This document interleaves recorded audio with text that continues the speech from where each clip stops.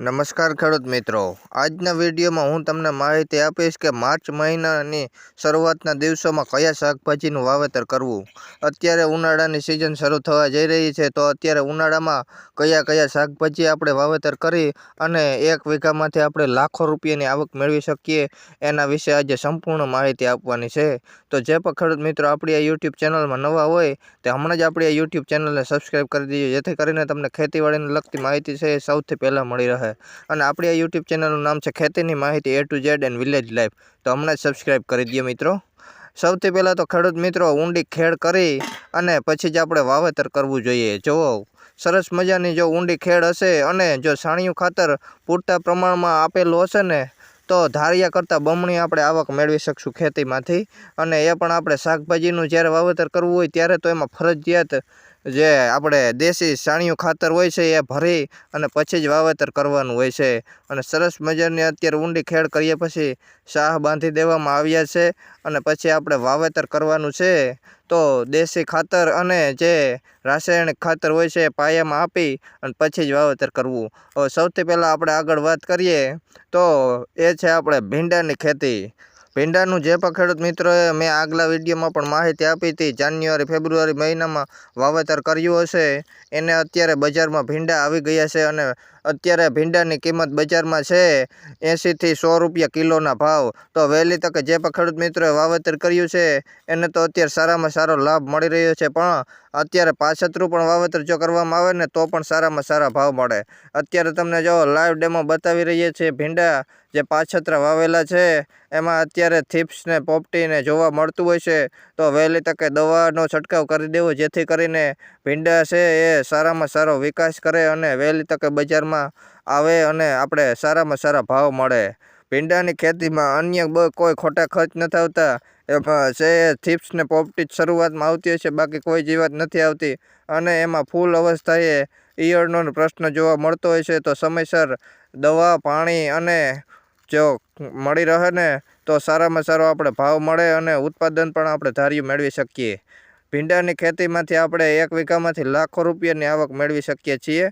તો વહેલી તકે હજી કોઈ પણ ખેડૂત મિત્રોને બાકી વાવેતર હોય તો એક વીઘાનું અવશ્ય વાવેતર ભીંડાનું કરવું. ભીંડો છે એ સૌને પ્રિય હોય છે અને ભીંડાની ડિમાન્ડ છે એ 12 માસ રહેતી હોય છે.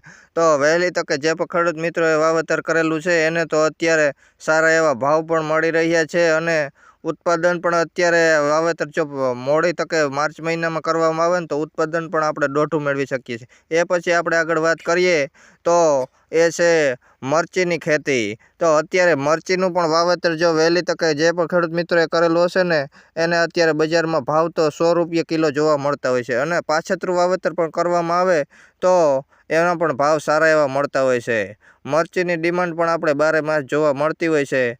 એમાં આપણે રોગ જીવાતને વધુ જોવા મળતું હોય છે, તો સમયસર એને દવા છે એ છંટકાવ કરી લેવો જોઈએ. અને એમાં આપણે મલ્ચિંગ પદ્ધતિથી પણ વાવેતર કરી શકીએ છીએ. અને ખેડૂત મિત્રો ઊંડી ખેડ કર્યા પછી જ વાવેતર કરવું અને છાણિયું ખાતર તો જરૂરી આપવું. એ પછી આપણે આગળ વાત કરીએ તો ગુવારની ખેતી છે.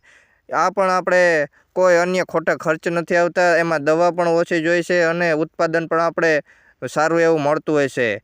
એના ભાવ છે એ વધુ ને વધુ જોવા મળતા હોય છે અને એની 12 માસ ડિમાન્ડ હોય છે. એ પછી આપણે આગળ વાત કરીએ તો ટમેટીની ખેતી છે. એ પણ આપણે અત્યારે માર્ચ મહિનામાં કરી શકીએ છીએ. તો અત્યારે ખેડૂત મિત્રો કહેતા કે બજારમાં એનો ભાવ તો સામાન્ય 10 રૂપિયા કિલો જોવા મળી રહ્યો છે, પણ અત્યારે પાછળથી જો વાવેતર કરવામાં આવે ને તો આપણે એમાં સારો એવો ભાવ મેળવી શકીએ છીએ. 2 વર્ષ પહેલાં જ આપણે જોઈએ છીએ કે ટમેટાનો ભાવ છે એ 100 થી 150 રૂપિયા કિલો ગયા હતા. તો આ તો બજાર છે, આમાં ભાવ ઉપર નીચે થતા હોય છે. અત્યારે ટમેટાનું વાવેતર કરવાનો બેસ્ટમાં બેસ્ટ સમય છે. આપણે પાછળથી એમાં આપણે 50 થી 100 રૂપિયા સુધી કિલો ભાવ જવાની શક્યતા જોવા મળી રહેતી હોય છે. તો એક વીઘાનું અવશ્ય વાવેતર ટમેટીનું કરી અને જોવું. અને એમાં કોઈ અત્યારે ખોટા ખર્ચ પણ નથી આવતા, દવા અને એવા. અત્યારે ગરમીની સિઝન આવી રહી છે તો હવે ટમેટા છે એ ઓછા બજારમાં જોવા મળશે અને ભાવ છે એ 25 થી 30 દિવસ પછી આપણે વધુ જોવા મળતા હશે. અને એ પછી આપણે આગળ વાત કરીએ તો એ છે આપણે શિમલા મરચીની ખેતી. એની પણ આપણે બજારમાં ડિમાન્ડ ખૂબ જ 12 માસ જોવા મળતી હોય છે. એ પછી આપણે આગળ વાત કરીએ તો એ છે આપણે ગલકાની ખેતી. એ પણ આપણે વહેલા પદ્ધતિથી વાવેતર કરી શકીએ છીએ અને એમનેમ પણ આપણે વાવેતર કરી શકીએ છીએ. એના પણ ભાવ છે બજારમાં 40થી લઈ અને 100 રૂપિયા સુધી અત્યારે કિલો જોવા મળતા હોય છે. તો એનું વાવેતર કરવું જોઈએ અને એમાં આપણે દવાના પણ ખોટા ખર્ચ નથી આવતા અને આવક પણ આપણે એમાં વધુને વધુ મળે છે. તે પછી આપણે આગળ વાત કરીએ તો એ છે આપણે ચોરીની ખેતી. તો બજારમાં અત્યારે ચોરીની પણ ડિમાન્ડ ખૂબ જ જોવા મળતી હોય છે. આગતરું વાવેતર માર્ચ મહિનામાં જો કરી દેવામાં આવે તો બજારમાં એના 100 રૂપિયા સુધી કિલો ભાવ આપણે મળી રહે અને 1 વીઘામાંથી આપણે લાખો રૂપિયાની કમાણી કરી શકીએ છીએ.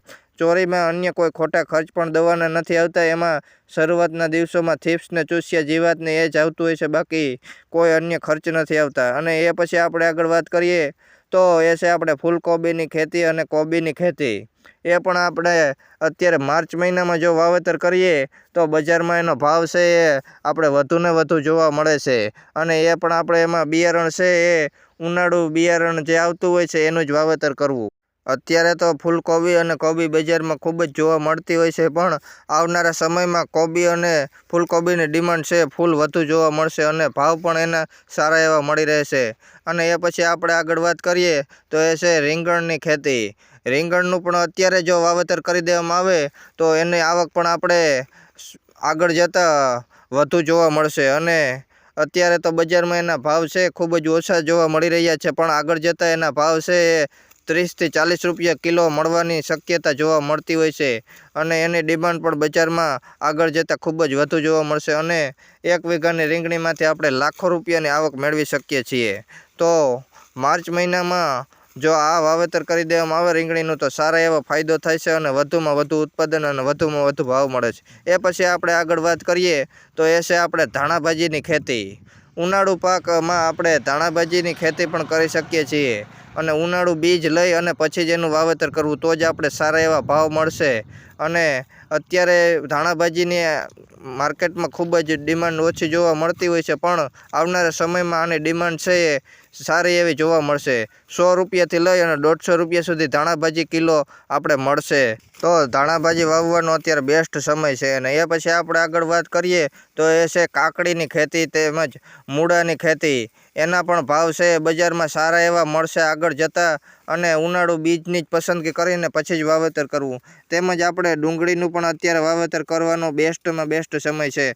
તો આજના વિડીયોમાં આ માહિતી આપવામાં આવી એ તમને કેવી લાગી એ કોમેન્ટમાં જરૂર જણાવશો અને આપણી આ યુટ્યુબ ચેનલનું નામ છે ખેતીની માહિતી A to Z and village life. તો હમણાં જ સબસ્ક્રાઈબ કરી દો અને જો માહિતી સારી લાગી હોય તો તમારા મિત્ર સર્કલમાં પણ આ વિડીયો મોકલો, જેથી કરીને એને પણ આ માહિતી મળી રહે. અને મારો આ વિડીયો ધ્યાનથી સાંભળ્યો બદલ દિલથી આભાર તમારો ખેડૂત મિત્રો.